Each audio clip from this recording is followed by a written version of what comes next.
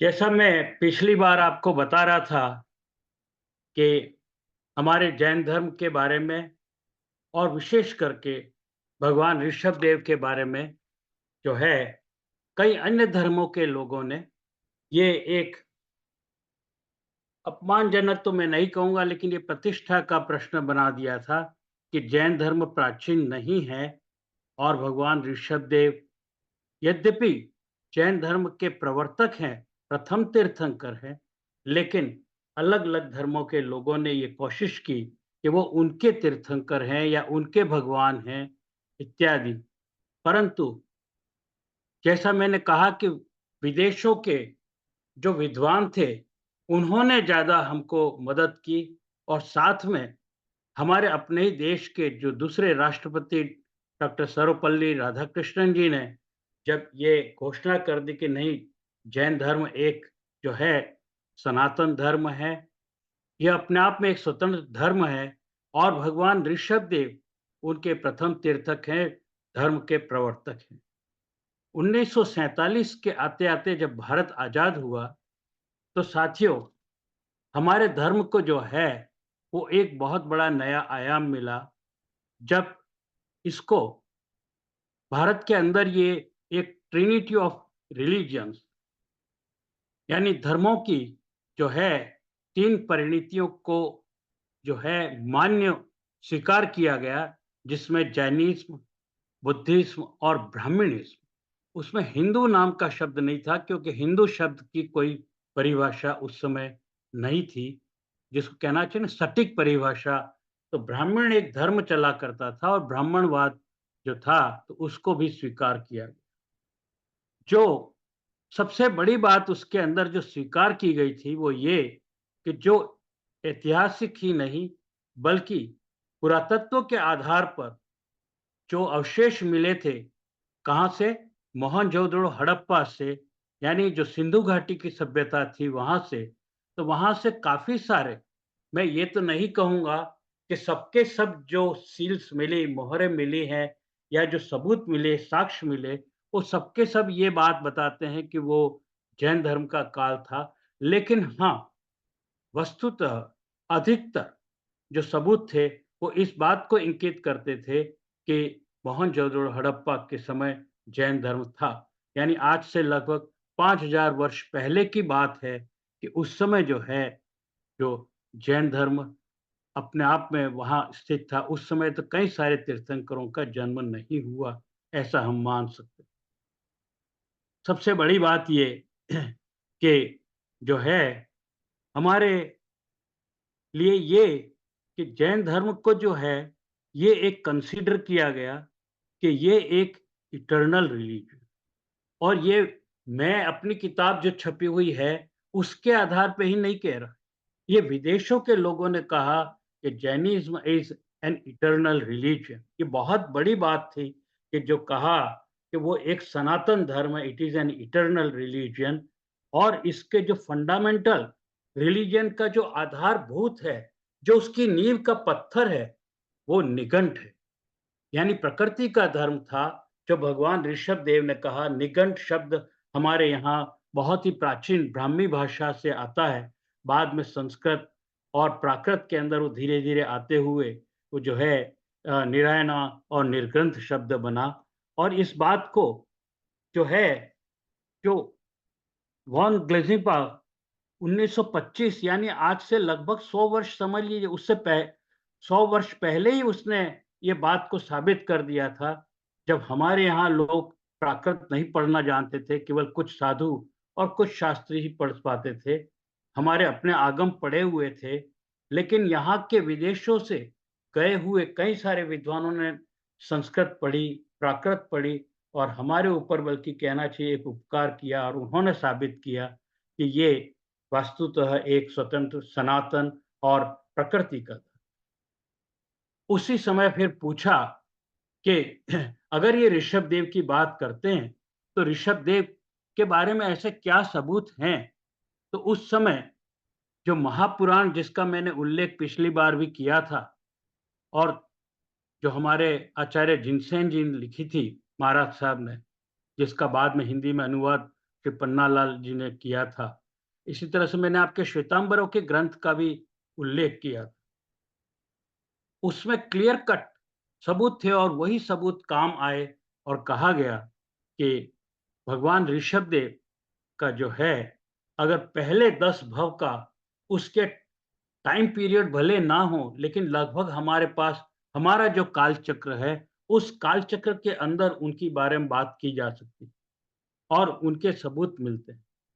और लेकिन अभी रिसेंटली पिछले 2-4 वर्ष से मैंने और दूसरे विद्वानों ने बहुत काम किया और साबित किया कि जो साइंस का क्लाइमेट साइकिल है, वो न केवल इस भगवान ऋषभदेव के आयु के, उनके जन्म के और उनके 10 भव के चक्र के साथ ही मेल खाता है, बल्कि दूसरे धर्मों के लोग जो लांछन लगाते हैं या प्रश्न उठाते हैं, तो उनके साथ भी हम बात कर सकते हैं, आमने-सामने बात कर।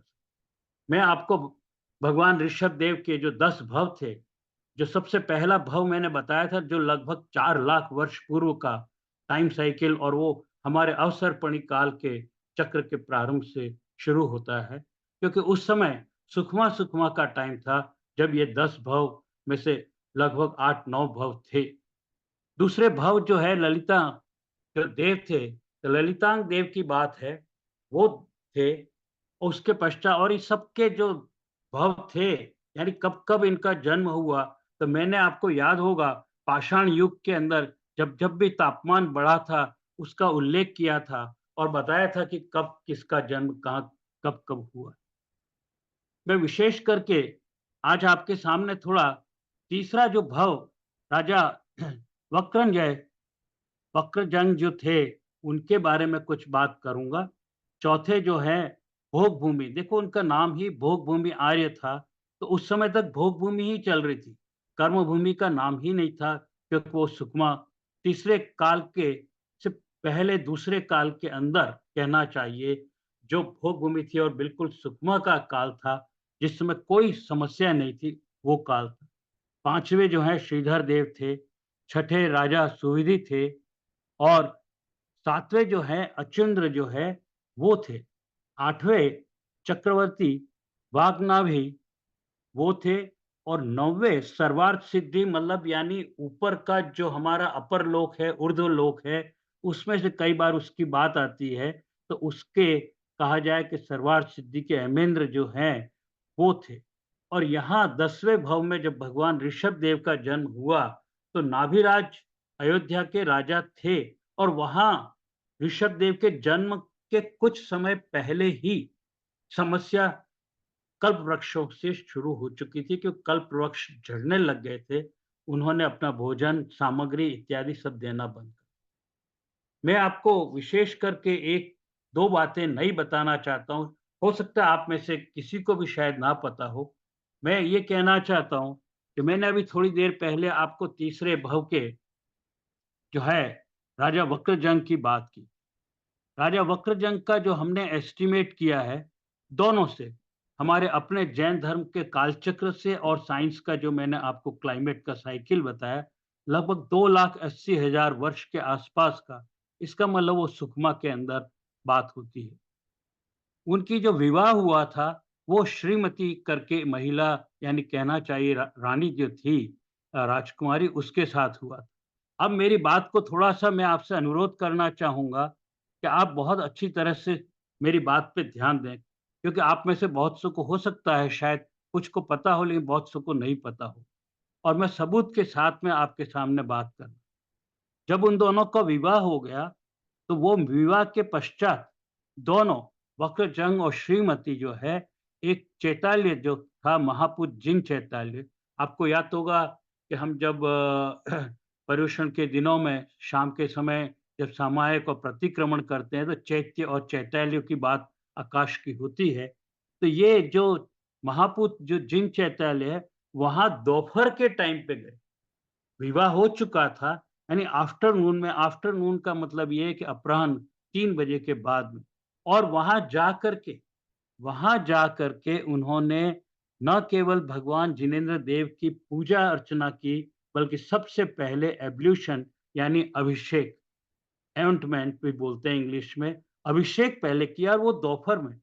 तो जो कोई पंथवाद के अंदर ना उलझे, कोई ये कहे कि सुबह ही अभिषेक किया जा सकता है, दोपहर को नहीं। फिर अष्टद्रव्य पूजा जो की उन्होंने, वो भी उस समय की।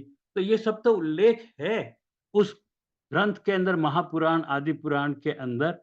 और वक्रजंग ने ये जो भी सारा कुछ अपना वर्णन है, तो भगवान अपना आचार्य जिनसेन जी ने इस बातों को, जो आदि पुराण है उसके अंदर जो काव्य है, जो सूत्र हैं, 269 से 279, 269 टू 279 में उल्लेख है। और मैं आप सभी से अनुरोध करूंगा, अगर आपके पास आदि पुराण है तो आप जरूर हिंदी में जो पन्नालाल जी ने अदरवाइज जो ट्रांसलेशन किया है, उसको भी पढ़ करके आप इसको बात को साबित कर सकते हैं कि मैं जो कह रहा हूं वो बहुत सही है।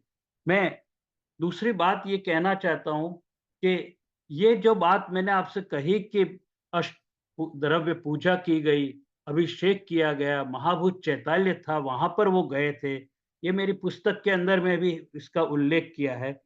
लेकिन कई सारी घटनाएँ उसके अंदर ऐसी लिखी हुई हैं, जो साइंस के उस क्लाइमेट साइकिल के साथ भी मेल खाती हैं, घटनाओं से भी मेल खाती हैं और काल चक्र जो है उससे भी मेल खाती। मैं साथियों आपसे ये विशेष करके कहना चाहूँगा कि इस अवसर्पणी काल के अंदर इसका अर्थ ये हुआ कि जो भगवान के 10 भव की जो बात कही है, वो बिल्कुल जो है हमारे आगमों में जिनका उल्लेख किया गया है, कटु सत्य है।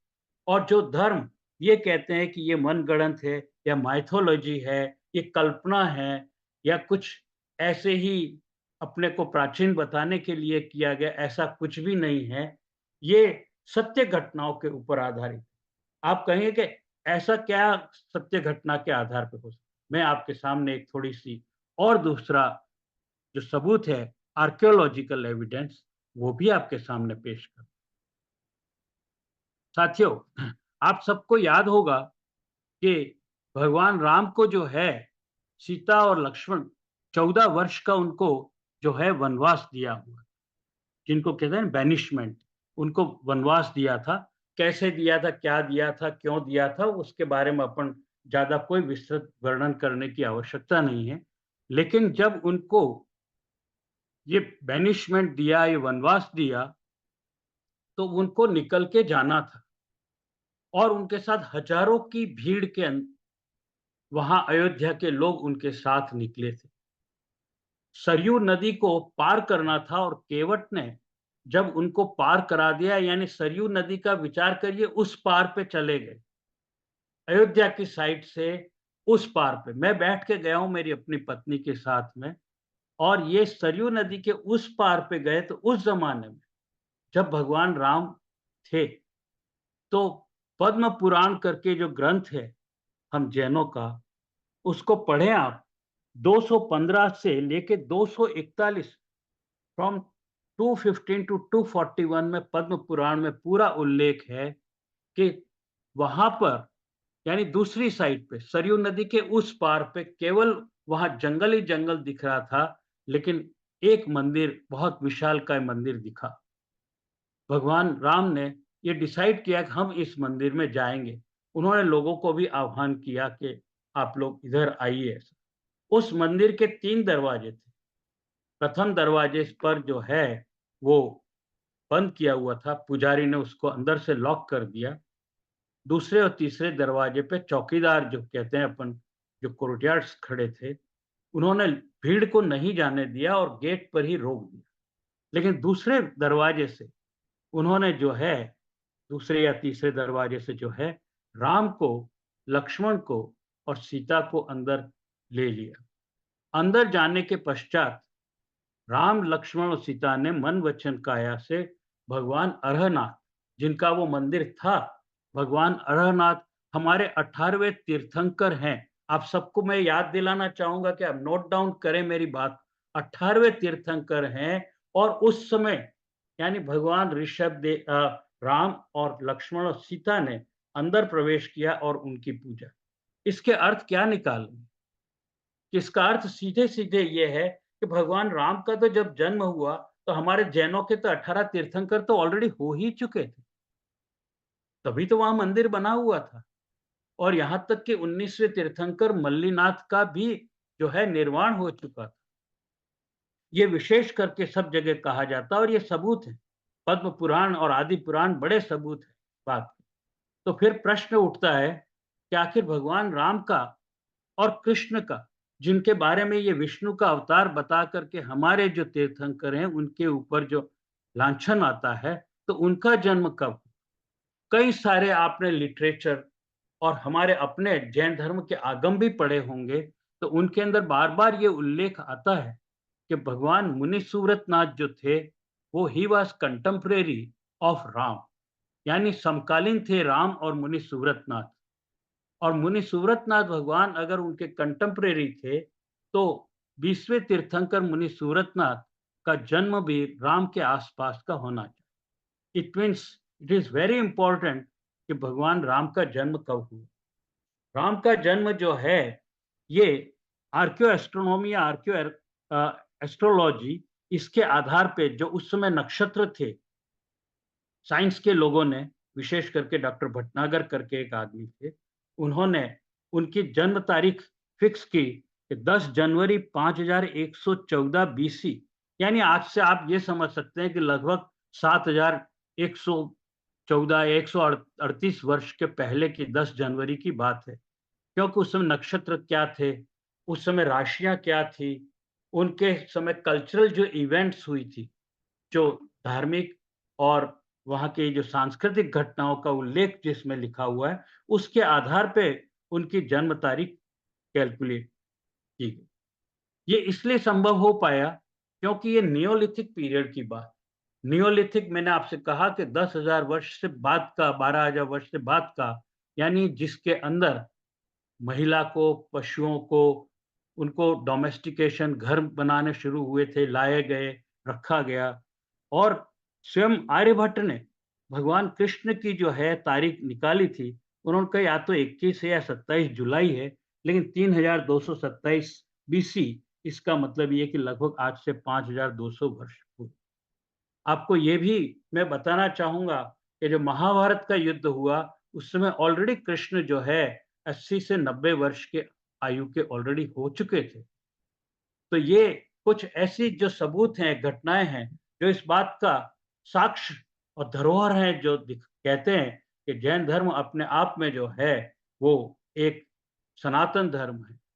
भगवान ऋषभदेव के बारे में जब हम ये कहते हैं कि जब वो माँ के गर्भ में आए, तो माँ ने 16 स्वप्न देखे। कुछ लोग ये भी कह सकते हैं कि ये मनगढ़ंत कहानी है कि 16 स्वप्न देखे थे। ये भी बात कह सकते हैं कि ये ऐसा कुछ नहीं हुआ था, लेकिन ऐसा कुछ भी नहीं है, क्योंकि आज भी कई सारी घटनाएँ इस ज़माने में भी, इस 21वीं सदी के अंदर भी सपनों की होती हैं और स्वप्न के आधार पे फल और दोष दोनों पाए जाते हैं और उसका भी स्वप्न का पूरा एक विज्ञान है। मैं आपके सामने ये ज़रूर कहना चाहता हूँ कि भगवान के जो गर्भ में जब आए, तो गर्भ में आने के बाद में जो आषाढ़ की जो कृष्णा है, तो उसकी दूज, यानी जिसको अपन वद्दी बोलते हैं गुजराती के अंदर, तो उस आषाढ़ महीने के जो है, तो उसके अंदर दूज के दिन भगवान के जब गर्भ हुआ था माँ के, मरु देवी के, तो उनको 16 स्वप्न दिखे थे। 16 जो स्वप्न दिखे, उन 16 स्वप्न का दूसरे दिन प्रातः उठ करके मरु देवी ने, माँ ने जो है अपने पति जो है नाभिराज जी को इसके बारे में पूरी चर्चा की, डिस्कशन की।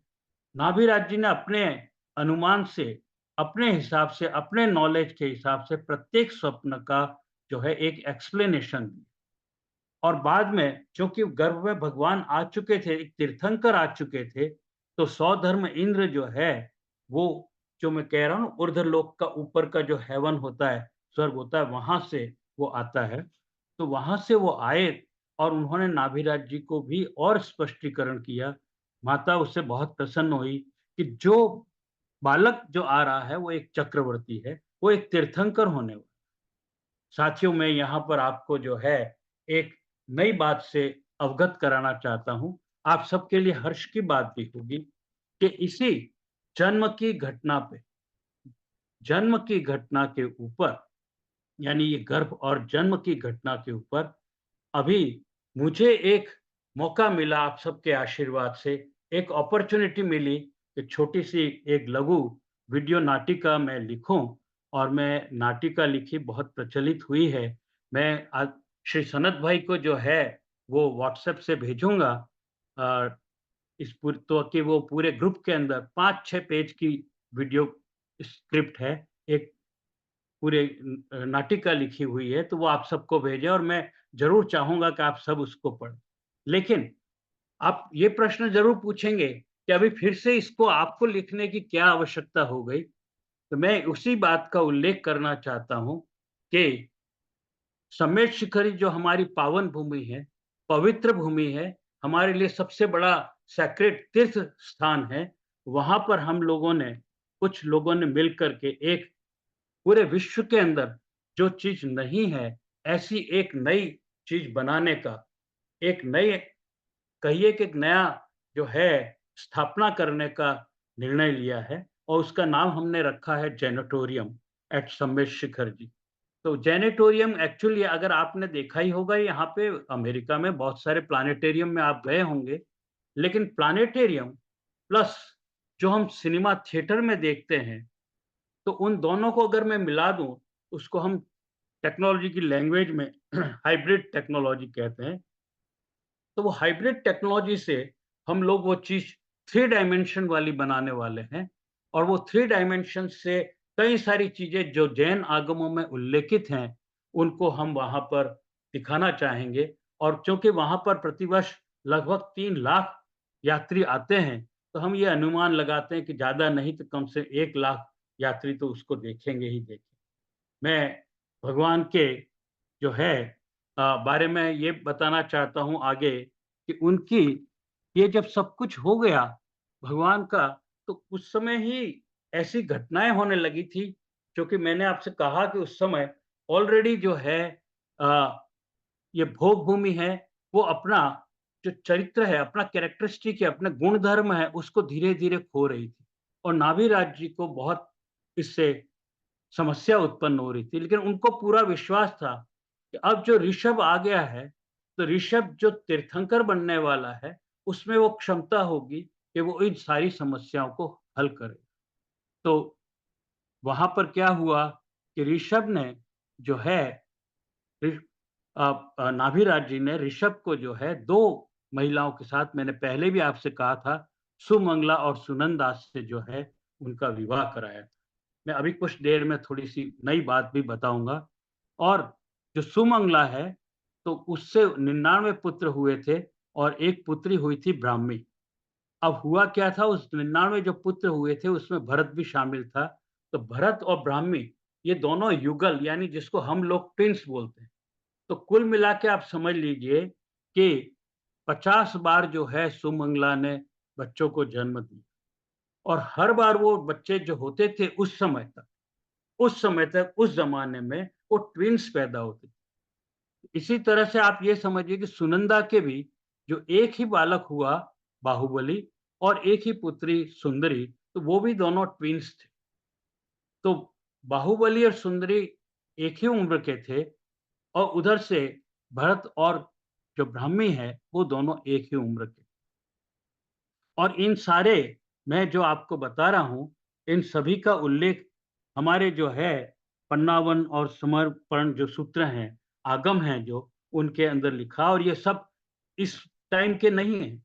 ये कोई 2nd सेंचुरी बीसी यानी आपसे समझो 2200 वर्ष पुराना है, कोई 2300 वर्ष पुराना है। इतने पुराने आगम हैं जो प्राकृत में लिखे गए। अभी ऐसी क्या आवश्यकता पड़ गई थी आपके दिमाग में प्रश्न आएगा कि जब सुमंगला ऑलरेडी जो है ऋषभ के लिए तय थी, तो सुनंदा कहाँ से आई और सुनंदा से विवाह कराने की योजना क्यों बनी? हुआ साथियों ऐसा था कि एक राजा जो दूसरे थे उनके भी युगल पुत्र और पुत्री थे और वो पुत्र पुत्री जिसमें ये सुनंदा जो है पुत्री थी और एक पुत्र था, तो वो दोनों खेल में किसी वन के अंदर बहुत ही क्रीड़ा में बच्चे जब थे तो दोनों क्रीड़ा में मग्न थे, खेल रहे थे और वो वहाँ पर बहुत सारे ताड़ के पेड़ लगे हुए थे, तो उसमें से ऊपर से एक ताड़ का जो फल है, आप जानते ही ताड़ का फल जो है नारियल से भी बड़ा भारी होता है और वो बहुत हेवी ताड़ का फल था। वो आके जैसे ही गिरा तो उस बालक के ऊपर तो गिर गया और बालक तो वहीं के वहीं उस समय मृत्यु को प्राप्त हो गया, ढेर हो गया। और जो अब बच्ची बच गई थी तो बहुत शोर मचाने लगी, लोग आ गए आस-पास से और उस बच्ची को लेकर के नाभिराज जी के पास गए थे और नाभिराज जी ने उसका नाम उसको सुनंदा दिया था। और नाभिराज जी ने तय किया कि ये बच्ची जैसे बड़ी होगी मेरे यहीं महलों में पलेगी और मैं इसको ऋषभ के साथ में विवाह कराऊँ। इस तरह से उसका विवाह भी जो है ऋषभ देव जी के साथ में कराया। तो ये जो है ऋषभ देव ने कई सारे जब जैसे-जैसे बड़े होते चले गए और एक-एक समस्या सुनते चले गए कि अब ये भोग भूमि जो है वो समाप्त होती जा रही है। कल्प वृक्ष न तो वस्त्र दे रहे हैं, न फल-फूल दे रहे हैं, न भोजन दे रहे हैं, न अनाज का कुछ व्यवस्था हो रही है। लोग भूखे मर रहे हैं। तो उन्होंने अपने उसी किशोर अवस्था के अंदर ही बिफोर ही टेक्स इट ओवर यानी राज्य पूरा सँभालें, उससे पहले ही जो है उन्होंने धीरे-धीरे टेक्नोलॉजी डेवलप की और उन्होंने उसी समय ही लगभग कुछ वर्षों में विशेष करके 6 टेक्नोलॉजीज़ तो उसी समय लोगों को देना शुरू कर दिया, जिसके अंदर यानी किसी भी परिस्थिति से डरने की ज़रूरत नहीं है। यानी डिफेंस जो कहना है अपनी स्वयं की रक्षा करना आवश्यक है, तो आसी उसको कासी का मतलब डिफेंस। तो डिफेंस की जो कला है उन्होंने सिखाई। इसके बाद दूसरी उन्होंने जो राइटिंग की लिखने की जो स्किल है, जिसको हम मासी बोलते हैं प्राकृत में, तो मासी की सिखाई। इसके बाद एग्रीकल्चर वो जो कि सबसे ज़्यादा उस समय इम्पोर्टेंट थी, जिसके लिए तो यहाँ तक कहा जाता है और न केवल जैन लोग कहते हैं बल्कि साइंटिस्ट लोग भी कहते हैं कि Rishabh Dev was the first agriculture scientist on this earth. इस धरती के ऊपर पहले कृषि वैज्ञानिक अगर थे तो भगवान ऋषभ देव थे।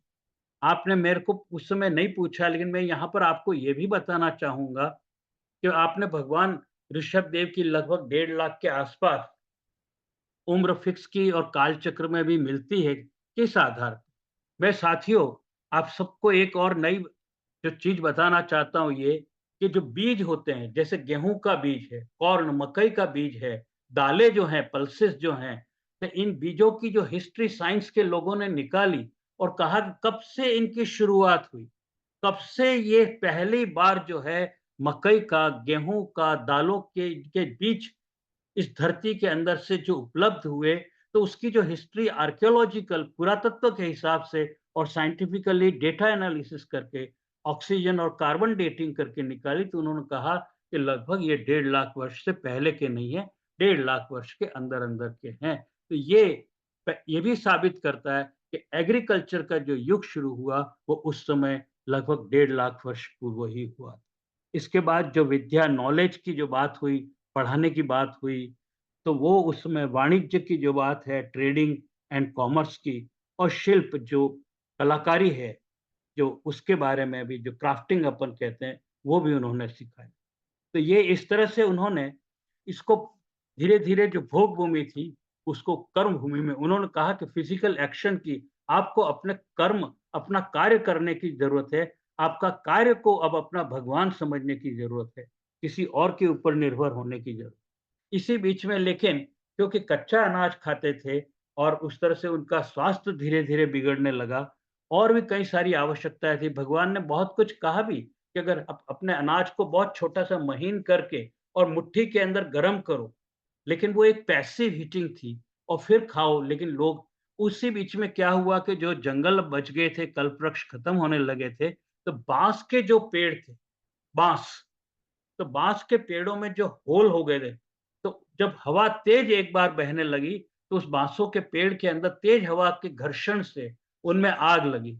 अब ये एक बहुत बड़ा इन्वेंशन हुआ आज से लगभग 1.5 लाख वर्ष पहले जो कि आग की खोज हो गई और भगवान ने इसको बहुत बड़ा एक आधार बना लिया और भगवान ने स्वयं ने खाना बना करने की एक प्रक्रिया जो है, वो शुरू की और पहली बार जो है खाना बना करके लोगों ने फिर धीरे-धीरे खाना बनाना शुरू किया और खाना बनाने की कला भी सीखी।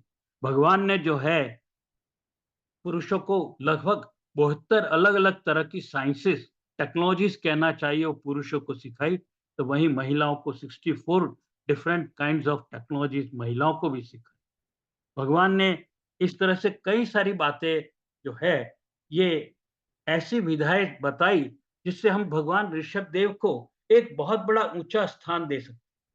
लेकिन हम स्वयं भारत के अंदर कहना चाहिए, न तो हमारे जो है, मुझे क्षमा करें कहते हुए, लेकिन न तो हमारे साधु मुनि आचार्य कर पाए और ना ही हमारे विद्वान बस केवल जो है सम्यक चरित्र में उलझाते रहे, ना उन्होंने आगमों के अंदर क्या लिखा है उसको लोगों के सामने उजागर किया।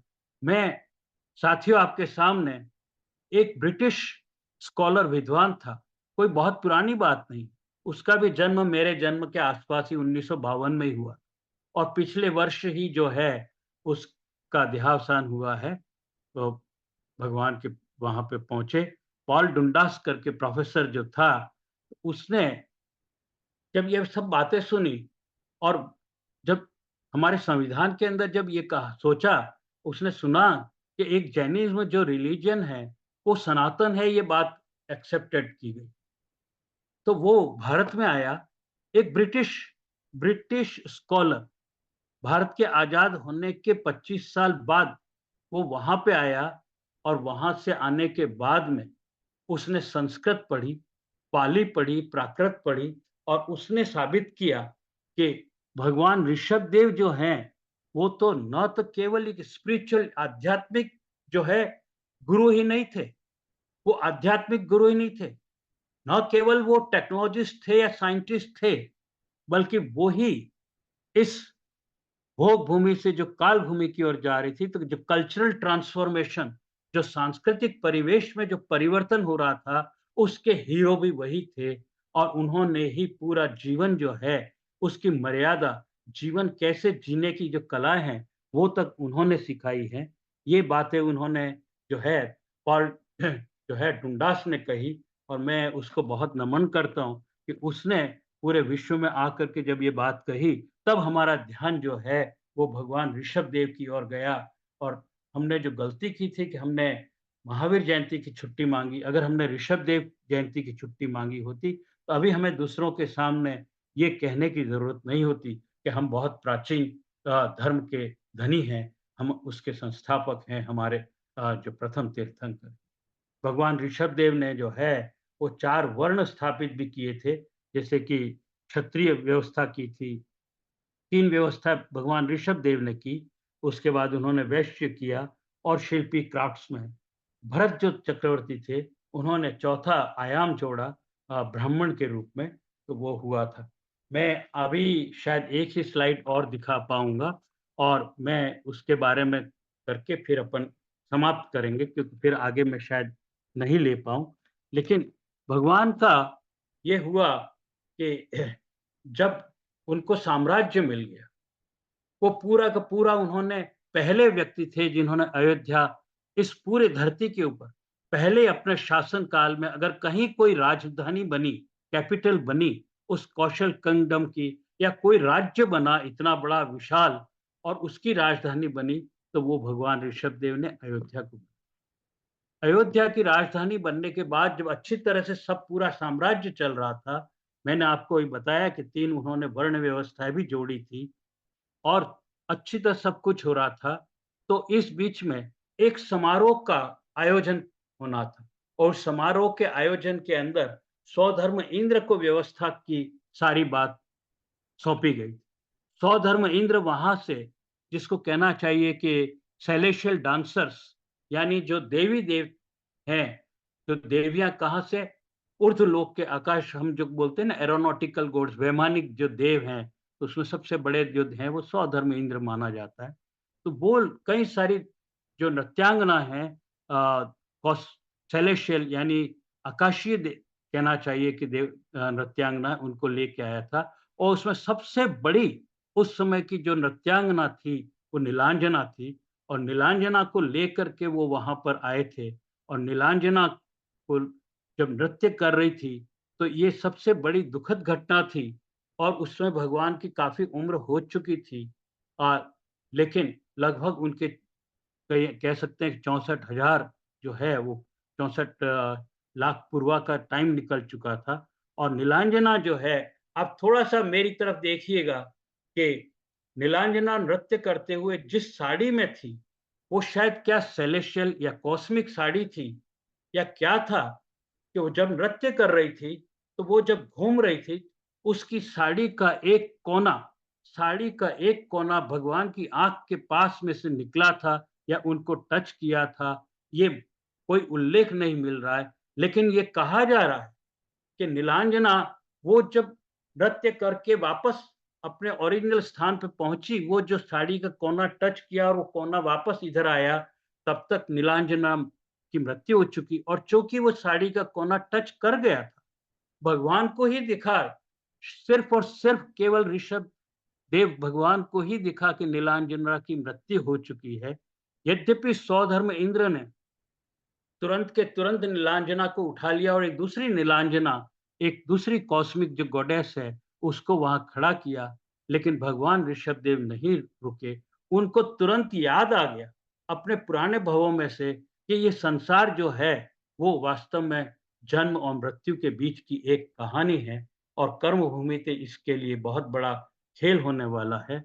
ये सब कुछ अच्छा नहीं हो रहा है और उनको कहना चाहिए कि वैराग्य की भावनाएँ अंदर से जागने लग गई और तुरंत सिंहासन से उठ करके अपने अंदर के जो महल के अंदर जा करके अपने कक्ष में और उन्होंने जो एक राजा के जो कपड़े थे, वो उतार फेंके और केवल कुछ कपड़ों के अंदर जो है रह करके वो बाहर आए और कह दिया कि वो अब ये सब कुछ छोड़ रहे हैं।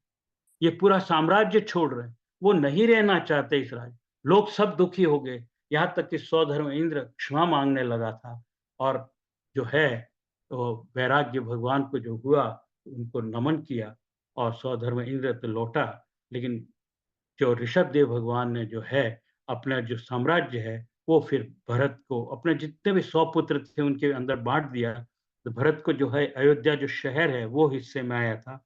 जबकि तक्षशिला, जिसको हम तक्षशिला पाकिस्तान में जो है, वो जो है बाहुबली को आया था। बाहुबली को जो अपन कहते हैं कि पौदनपुर जो अफ़गानिस्तान का हिस्सा है, वो भी उसके हिस्से में आया था और बाकी पूरे जो शतखंड के अलग-अलग जो हिस्से हैं, वो दूसरे जो 98 पुत्र थे, उनके हिस्से में आए थे।